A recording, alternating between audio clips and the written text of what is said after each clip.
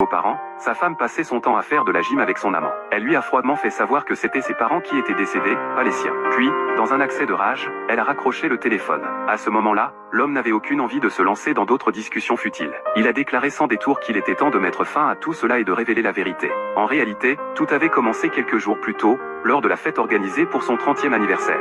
Son beau-père s'était plaint que sa fille était tellement préoccupée par les affaires de l'entreprise qu'elle n'avait même pas le temps d'assister à la fête d'anniversaire de son gendre. Sa belle-mère avait pris la défense de sa fille, expliquant que son entreprise développait un sérum de pointe et que son emploi du temps chargé était tout à fait justifié. Les deux aînés adoraient ce gendre, le déclarant plus dévoué que leur propre fils. Pour marquer l'occasion, son beau-père lui avait offert une montre-bracelet d'une valeur de 2 millions de yuan. Il avait refusé, mais son beau-père lui avait lancé un ultimatum, accepter le cadeau ou cesser de l'appeler « papa ». Face à une telle insistance, l'homme n'a eu d'autre choix que d'accepter. Alors qu'il se retournait pour presser sa femme de se dépêcher, un serpent noir s'est glissé silencieusement dans la tente.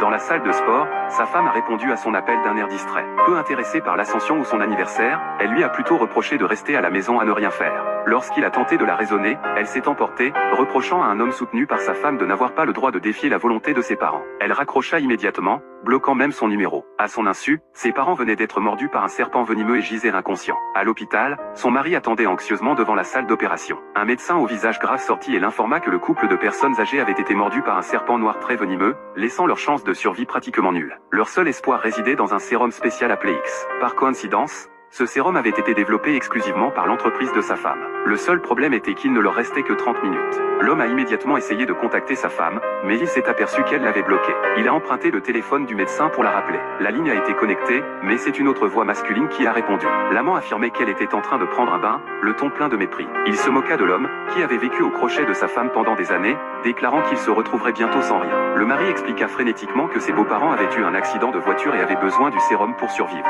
Mais l'amant et sa femme s'unirent contre lui. Elle refusa de croire son histoire, la rejetant comme un mensonge méprisable destiné à la forcer à revenir pour son anniversaire.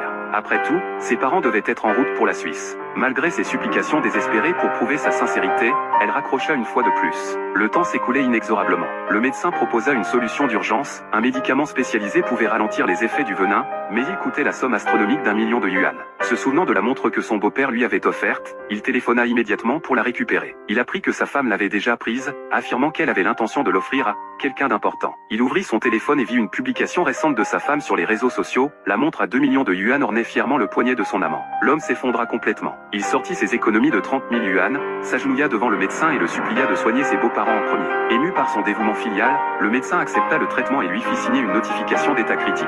Serrant le document, l'homme se précipita dans le bar comme un fou, pour y trouver sa femme et son amant levant joyeusement leur verre en signe de célébration. Il jeta le formulaire sur la table. Mais le couple le rejeta comme une